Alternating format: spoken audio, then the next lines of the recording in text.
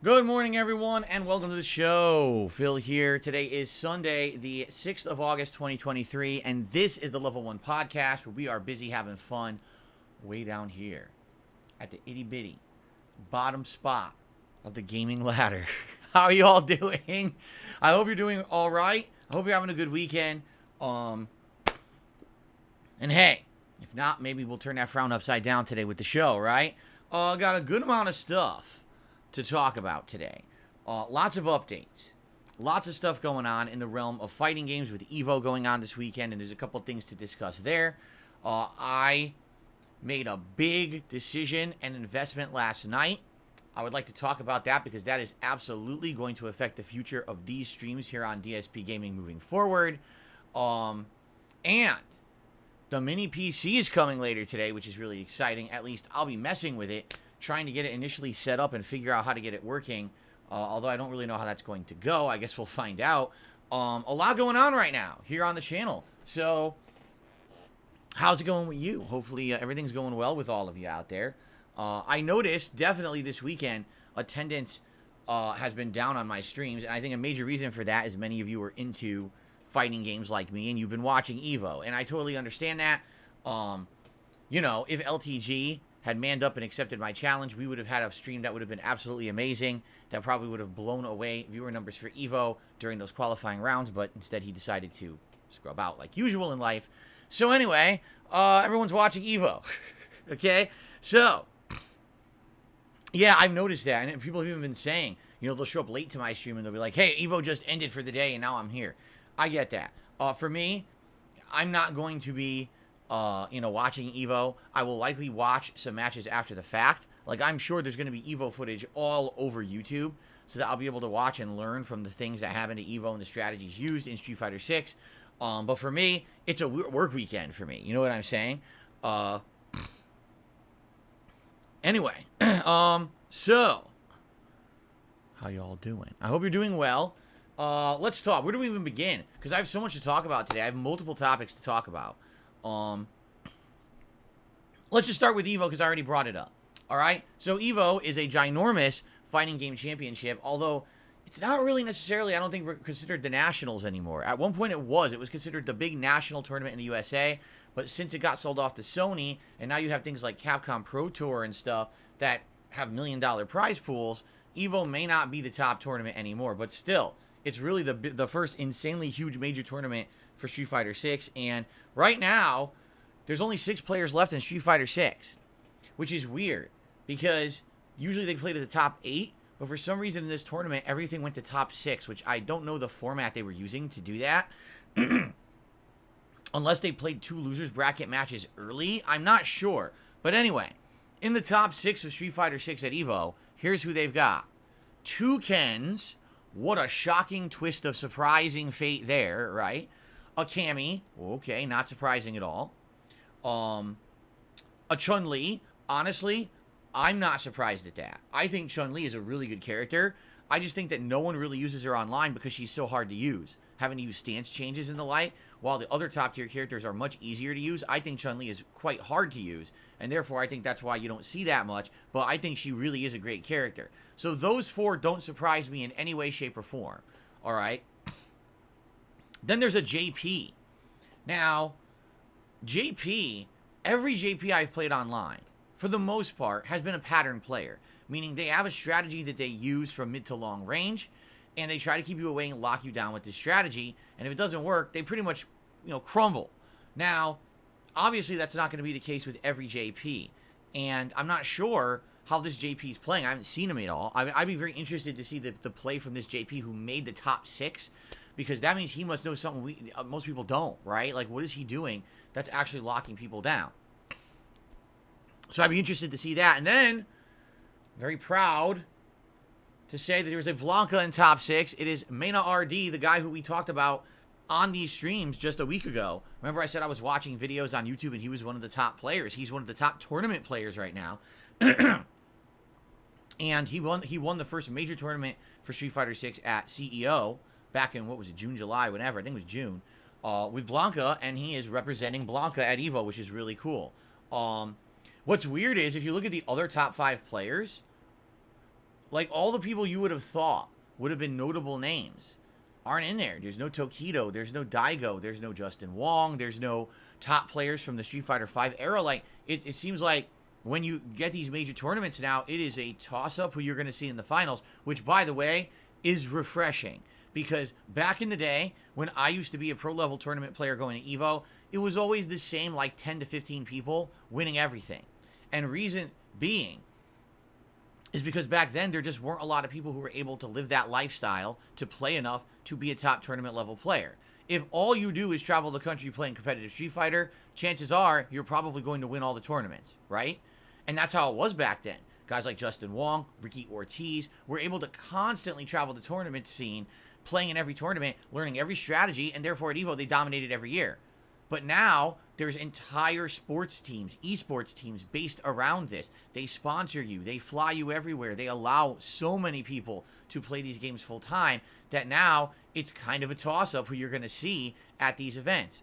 I'm not shocked to hear that it's not like a major streamer or whatever who's in the top 6, but instead it's people who have basically been playing esports level hardcore the whole time.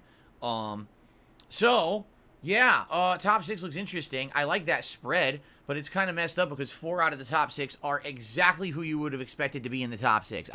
2 Kens, yeah, that makes sense. A Cammy absolutely makes sense, and a Chun-Li to me makes sense. It's the JP and the Blanca that's kind of a little bit surprising, but knowing that Mena RD has been so good, kind of makes sense that that's why he's there. The JP is actually the biggest head scratcher because I really am curious. Wait, Tokido's in it? Is he? Because when I saw what they posted on Twitter last night, there was no Tokido, so maybe the post was wrong. If Tokido's in, that's excellent. I mean, Tokido, one of the top players of all time at this point, and he's my nemesis. Like, I've never beaten him in a tournament. We had close matches, I never beaten him. Keep in mind, when I was in the tournament scene back then, he was up and coming, and now he's like been a major player for the last 15 years or whatever. So, is he still in it? Because, like I said, I saw a post last night, and it didn't say Tokido. So maybe the post was wrong. Because I was looking for the big names. I was like, where's the big names? I don't see any. You know, just Mena was the only one that I had recognized. If Tokido is still in it, maybe he's one of the Kens, right? You would think he is. Anyway, so that's EVO going on, and the finals will be today. I don't know what time. It's not going to affect me or my schedule or whatever. I'm still doing my normal stuff. But I may watch some of the matches back later today, in particular the Mena ones. Although, I'll be honest, when I watch Mena RD, like, that is like super duper next level Blanca, because he does things like big picture, big brain things. I'll give you an example. When you're playing Street Fighter 6 and you start to land a combo, you're thinking, let me do the maximum damage possible. So you'll do a combo that will be like hit, drive rush, another hit, juggle, cancel to level 3. Oh my god, I did 60% damage. No, not Mena. What Mena does is he thinks big picture about the rest of the game.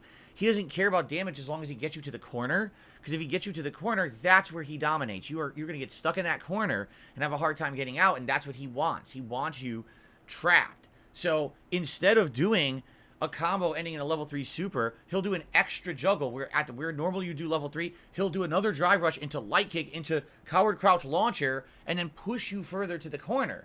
It means way less damage for the combo, but now he's at a better advantageous position for the rest of the round. And that's how he plays. I've seen him doing this in matches, and I'm like, wow, pretty cool. You know, that's, again, he's taking on the next level when it comes to a game like this. So it's probably why he's so good. So many props to him. And of course, many props to anyone who's making top 6 at freaking EVO. The first one for a brand new fighting game like this is insane. This is the highest entries ever. Over 7,000 people entered. So pretty crazy that many people entered the game. You know, and, you know, to hang up there, to survive that long. Pretty impressive. So I'll probably watch the matches if they're online after the fact. Anyway, the other thing that I just heard this morning that some people are saying is happening here, is that PlayStation 5s are having malfunctions at EVO that was never, ever expected.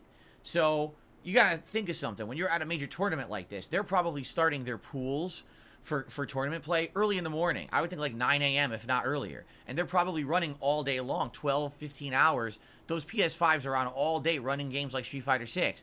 So apparently the report is as follows.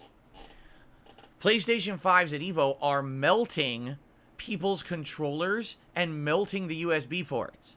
That no one tested these things for long level tournament play. Previous EVOs ran on PS4s. So this is the first year everything's native PS5, and people are playing all day, and by the end of the day, people are plugging their joysticks in, playing the game, and when they go to come out, the whole thing melted, and it destroyed their joystick. Alright? That's pretty bad. Alright, and from what they're saying is, this is the first time they've ever seen anything like this. The USB ports are too close to the elements inside the console that get warm. So because of that, the console's warming up and melting shit. Alright, which is pretty nuts. So now people are like, oh god, is this going to happen to me? Of course not. This is EVO. This is a tournament where the PS5 is literally running all day long without a break. People popping in and out their joysticks, playing at a high level. You know what I mean? A common person is not going to sit at home with their PS5 running for 15 hours with 2 USB ports jammed full of controllers. You understand? Like, for me, someone said to me, oh, are you worried? No, I'm not worried. Why would I be worried? My streams are what? Oh, excuse me. And my streams are what? You know, 3 hours long.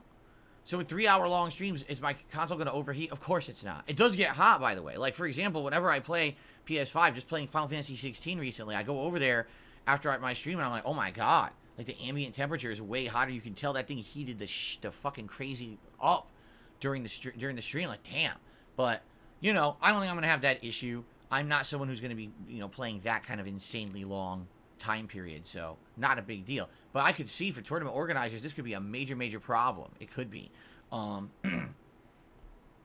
Anyway, so that's going on at EVO. That's the EVO news going on right now. So I feel like what I should do is follow up with the EVO news with my discussion of what I'm doing currently with fighting games on my streams, and a big follow-up to the discussion we've been having.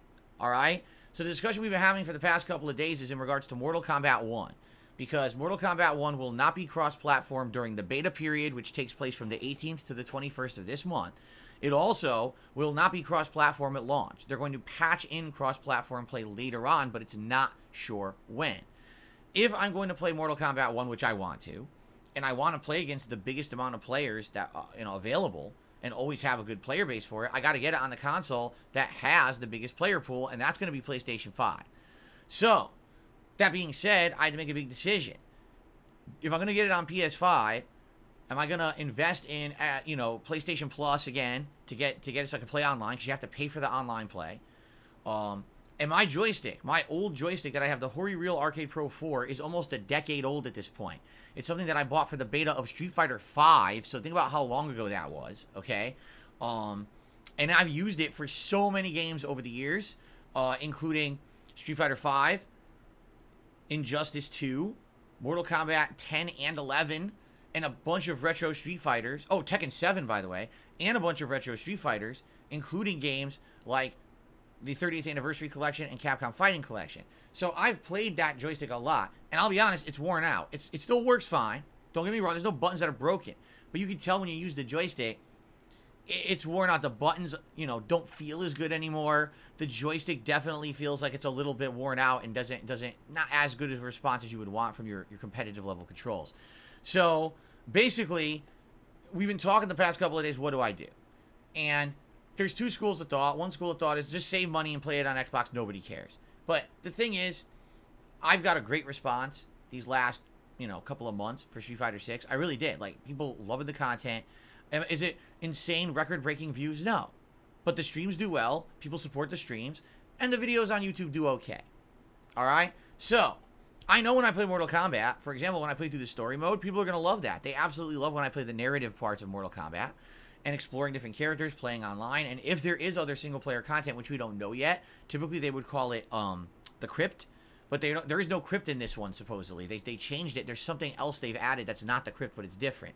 So we don't know what the MK1 content is going to be at launch. But I want to cover it, and I want to cover it pretty extensively. I don't know if I'm going to adopt the game and play it a ton like I did with Street Fighter 6. I don't know. You know, Street Fighter is my forte. Mortal Kombat has never been my forte, all right? But I want to play it at a good level, all right? So, you know, considering all factors and the fact that in the future we know Tekken 8's coming out, we know there's going to be other fighting games coming out, and really, PlayStation 5 is the premier console to play fighting games on right now. Like, for example, sales numbers for Xbox are abysmal for Street Fighter 6. Thankfully, Street Fighter 6 is cross-platform, so I've still been able to play against as many people as possible. But it's like 80% of the sales were all on PS5, and a very measly 15 to 20% were on Xbox. So that split is terrible. Now imagine I could only play Xbox players in MK1 and there was no cross-platform. I'm basically shooting myself in the foot there, okay? So, we talked about this the last couple of days, and it's going to be a lot of money investment because I got to buy a new joystick, and we talked about the joystick options. We talked about the fact I have to rebuy certain games. I have to get PS Plus again. So we discussed all of this, and I said, hey, I would really appreciate it if, you know, I do go through excuse me. Ooh, indigestion.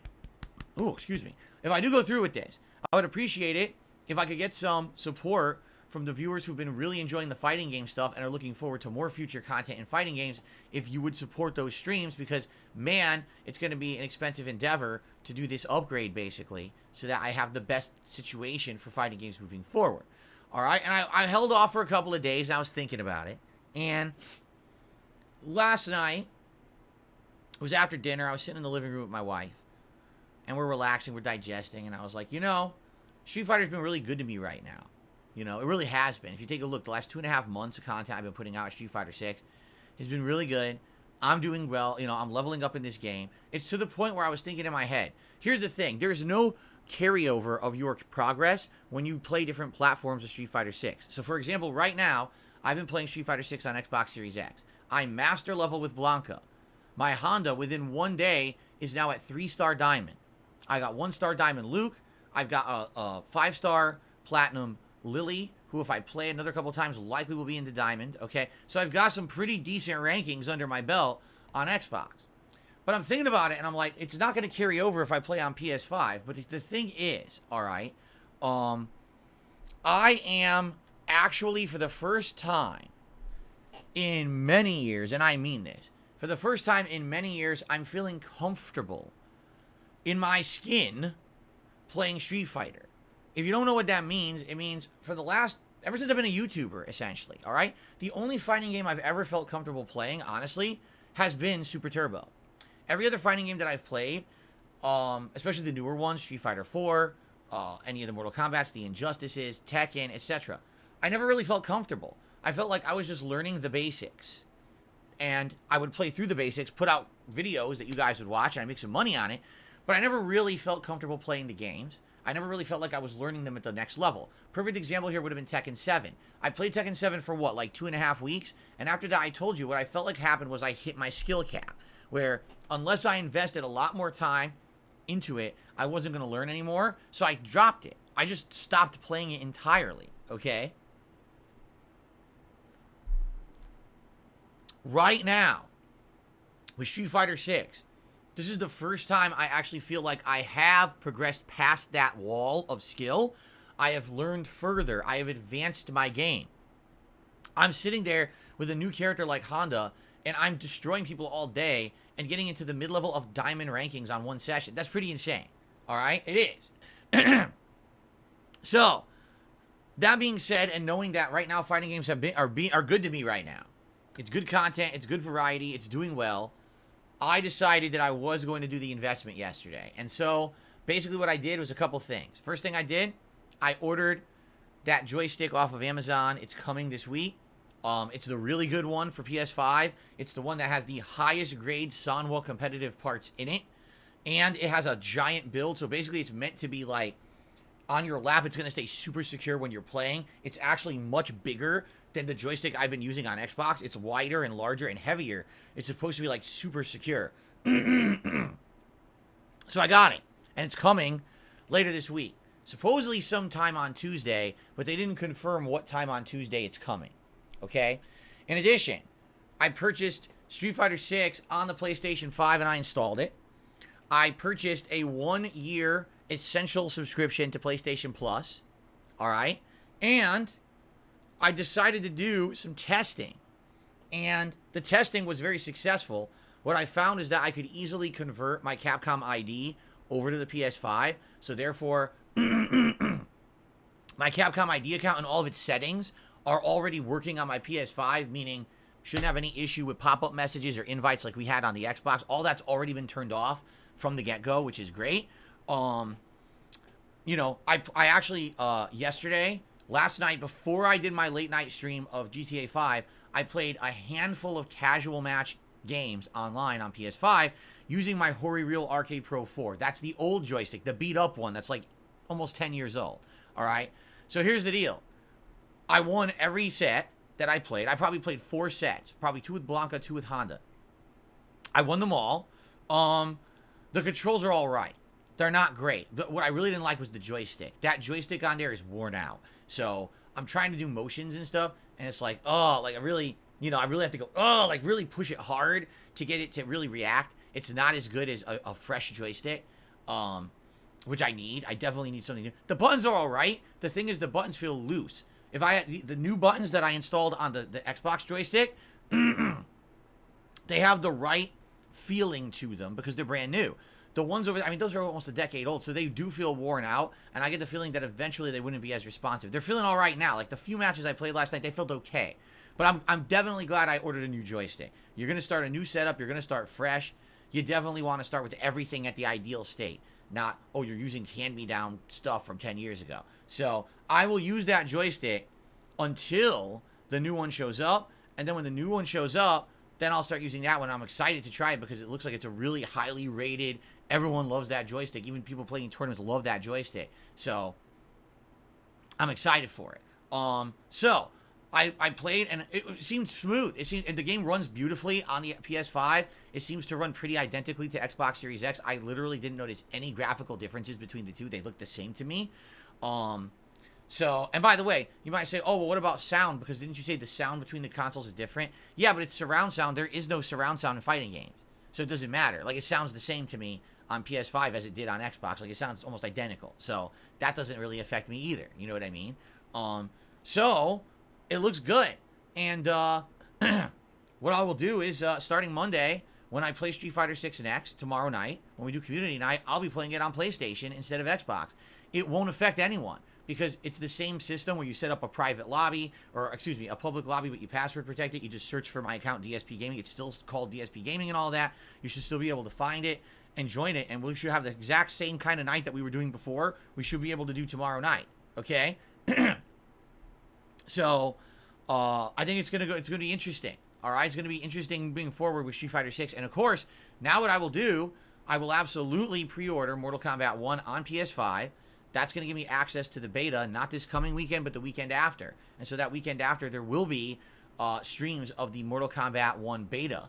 What I'll probably do is maybe 2 days of it. Maybe I'll do like a Friday, Saturday deal, but then Sunday will be my React day or whatever, something like that. We'll see. I got to figure out the exact dates when they line up. I don't know which days of the week it is, but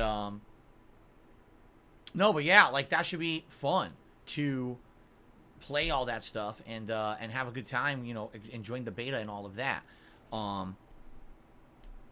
In fact, taking a look, I'm trying to think. So my next day off is Wednesday the 9th, and then my next day off after that is the 18th.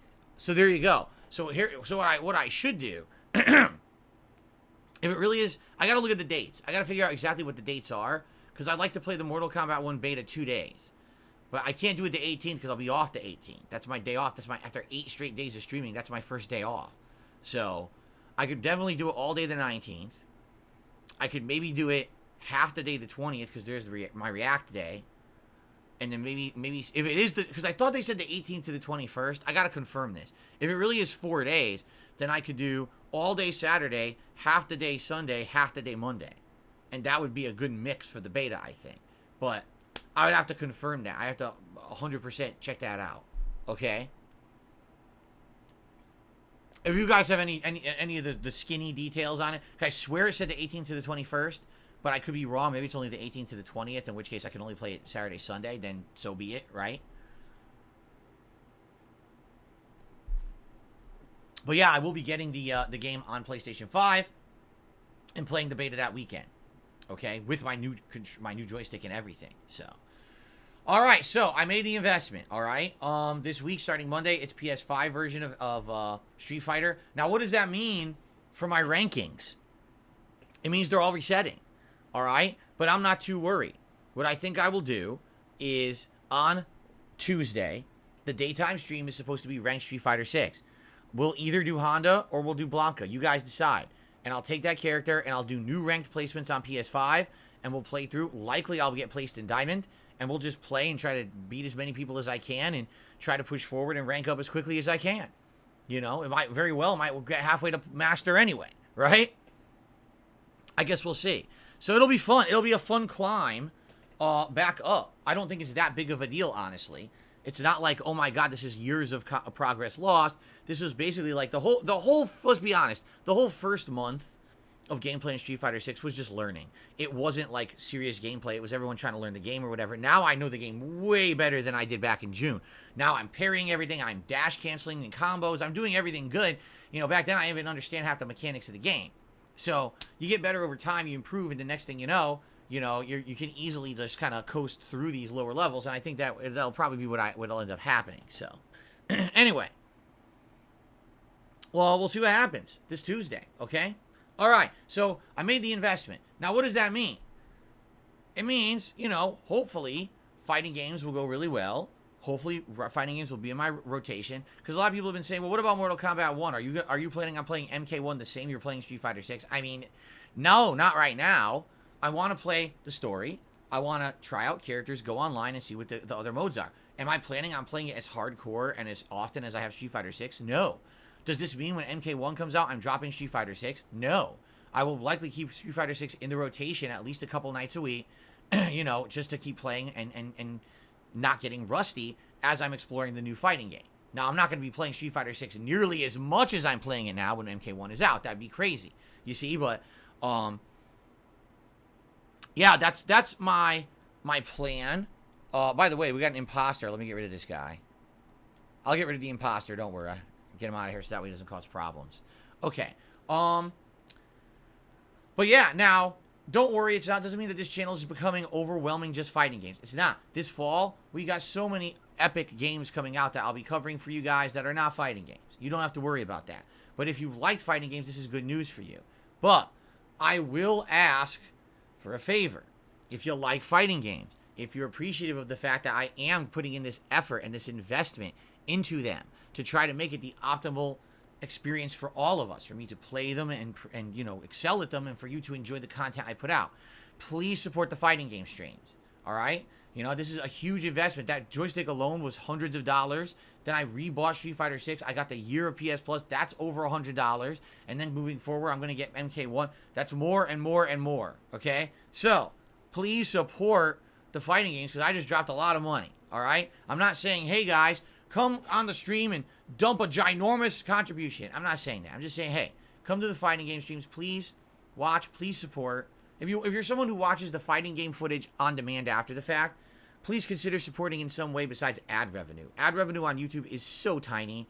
And even if you've watched every single one of my Street Fighter 6 videos, does it help? Of course it does. But with this investment I'm making in it, hopefully you'll consider maybe a tip or a super thanks on a video or something like that. That would be very, very, nice of you to go above and beyond. And thank you in advance to anyone who does support the fact that I just invested a ton into this, okay?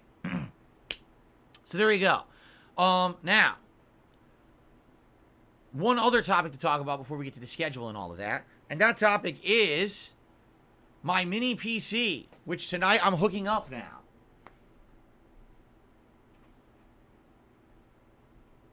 Once again, third day, okay? Third day of having this mini PC. And I keep getting more information about it, and people keep talking about it. Okay? So now here we are. Day one, when I got the mini PC, I didn't know much about it at all. All right? Day two, I had people telling me that's going to be a really good PC for emulation. That's going to be a really good PC for, how can I say? Like projects, but it's not a gaming PC. It's not meant to be a thing to play video, 3D modern games on or anything. It's basically one of those PCs that it's going to overheat, so you're not going to go too crazy with it if but as a little, standalone project thing, it's nice. Then, after talking about this on the podcast yesterday, I get a bunch of messages overnight, people saying, you've got it completely wrong. You have no idea. This actually is a gaming PC. And I'm like, huh? And they're like, yeah, so that people have now done research on the actual, this thing, because now they know the name of it and everything. And come to find out, it can play modern 3D games. Not well. Like, you could play them around mid to low settings. And yeah, you're not going to be pushing full 60 frames per second. But you can play decently, certain games. Like Spider 12 literally just said it can play games like Witcher 3, but you have to play it on low settings. You see? So it can play some modern games. I don't know if I would want to play Witcher 3 on low settings when I could just fucking play it on my PS5. You see what I mean? Like, why would I do that? It's kind of silly. I can just play it on a console. It's going to look a lot better, right? So, it's almost on par with Steam Deck from what people are telling me. It's like almost the equivalent of a Steam Deck. You're almost there, all right?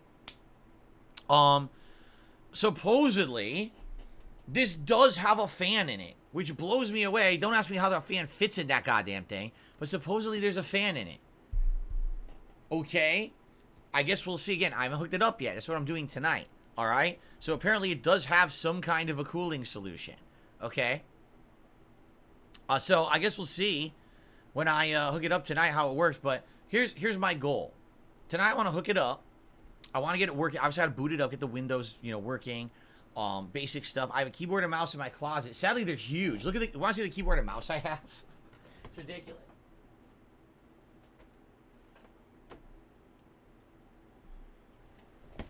This is the keyboard and mouse that came with my PC 9 years ago. They're like, they're junky, right? Like, they're not good. Like, take a look at this fucking keyboard. It's a piece of crap. First of all, it's huge for no reason. Look how big this fucking keyboard is. Will this even fit in front of my TV? Let's test it now. It's got those weird feeling buttons because they act like it's a gaming keyboard when it really isn't. It's got weird buttons. Let's see here. Yeah, it'll fit.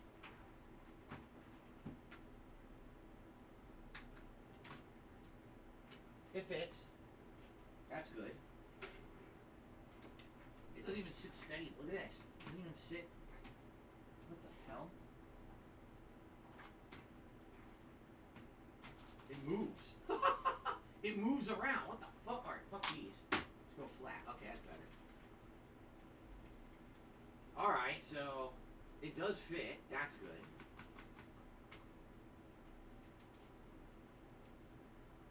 It does fit in front of my TV because that's where I'm going to be putting it over there as I set this up. I'm not going to be using that keyboard to play games. I'm going to be using the gamepad. My Xbox controller via USB. But obviously I need a mouse and keyboard to get this mini PC set up, right? Let's take a look at this mouse. The fuck is this? Oh. It's a weighted mouse. It has two weights that are loose that you can put in the mouse. That's really stupid. Let me see here. Yeah, look how dumb this mouse is. It has... Oh, Jesus! It went fucking flying. Hold on a second here. Jeez, it literally went flying. And I think I just lost one of the weights. Because I think it had four... I think it had 4 weights, and I just opened it, and one of them went flying. I don't know where it went. Oh, here it is. Okay. So here, the whole idea of a weighted mouse is so silly. Like, why the fuck do you need a weighted mouse? Why do you want your mouse to have tons of weight? It's so dumb. So it has a door. You push it. It opens up. And then in there, you could put 4 weights that weigh down the mouse and have some heft, I guess. If you're really caring about this mouse being a gaming mouse, which I'm not, it looks really ugly. It's an ugly mouse. And by the way, they idiotically put that gooey shit. You know how it's like supposed to feel soft, but it's really not. It's like that rubberized shit. They got it here on the mouse, and the mouse is already like 9 years old. Now, I've never used it, thankfully, but this wears out. This wears out like crazy. I don't know why they put that on there. It's junk. It really is junky. So you can tell it's a crappy mouse. Here. How does it feel? Let me put the weights onto this thing. This is so stupid. Oh! Did you see that? It jumped out. It attacked me. What the? They're 5-gram weights. And you can put 4 of them in. So I put 4 5-gram weights into my mouse. And now I have a minorly weighted mouse. Like, this matters, right? Oh my god, excuse me. Woo!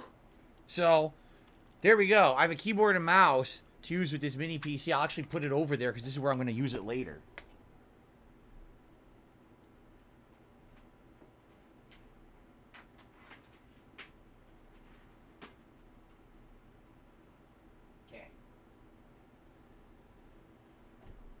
So, we'll see later tonight. So, my goal tonight is to, number 1, get it up and running and working.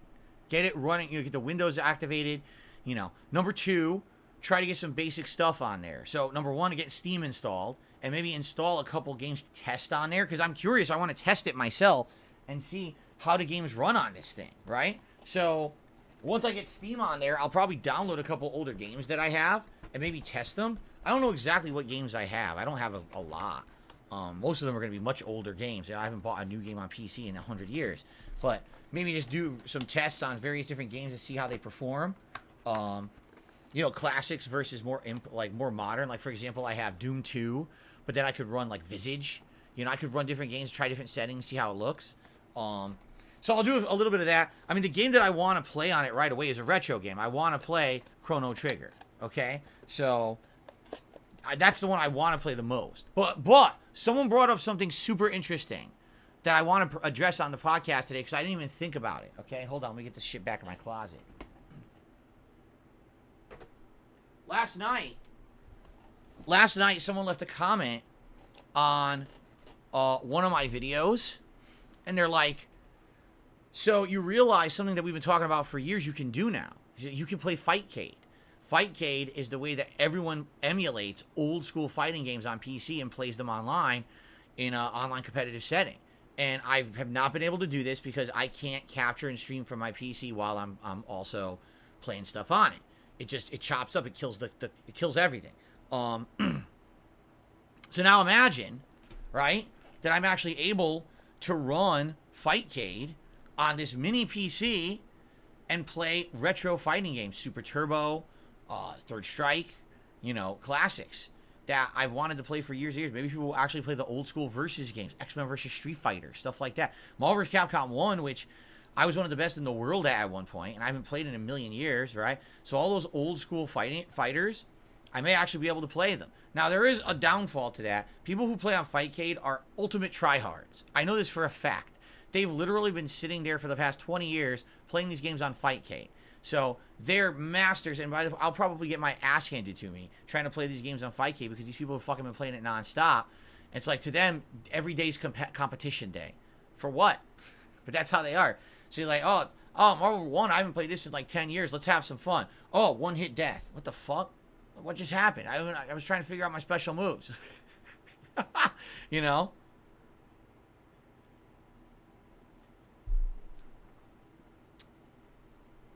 So, we'll see. But I think, what I'm thinking is more retro stuff like Chrono Trigger, Fightcade. That's the kind of stuff that's going to excel on this unit. All right? Now,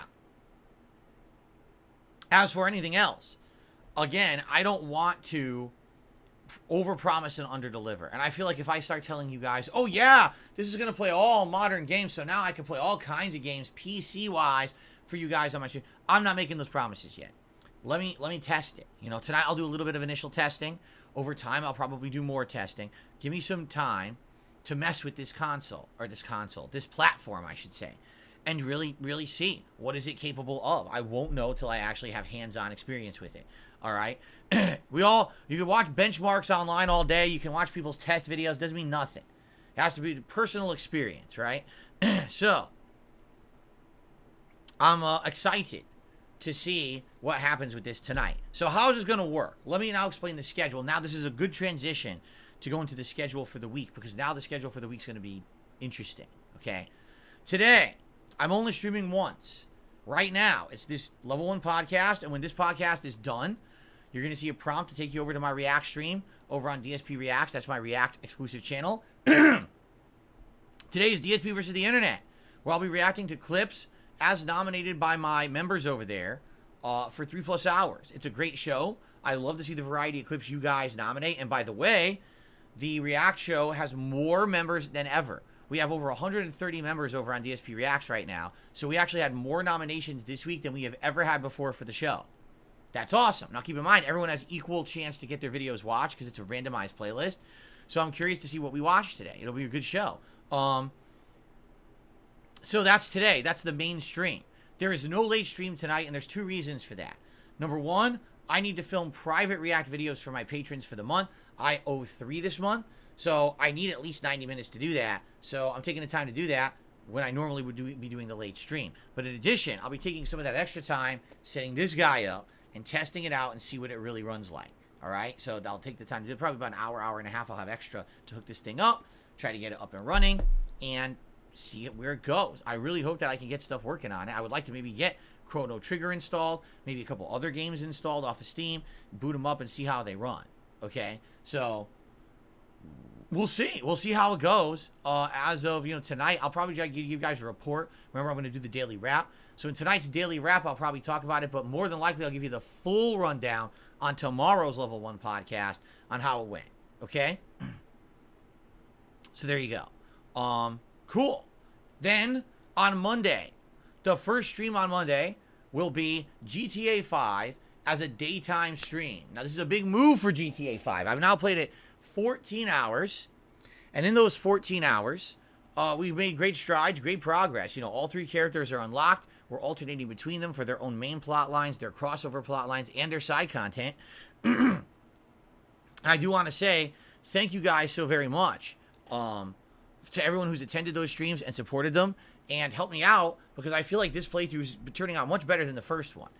Back in the day, 10 years ago, my goal when I was making videos for YouTube exclusively was pump out the videos as quick as possible, get through the game, make that playthrough, make that early money.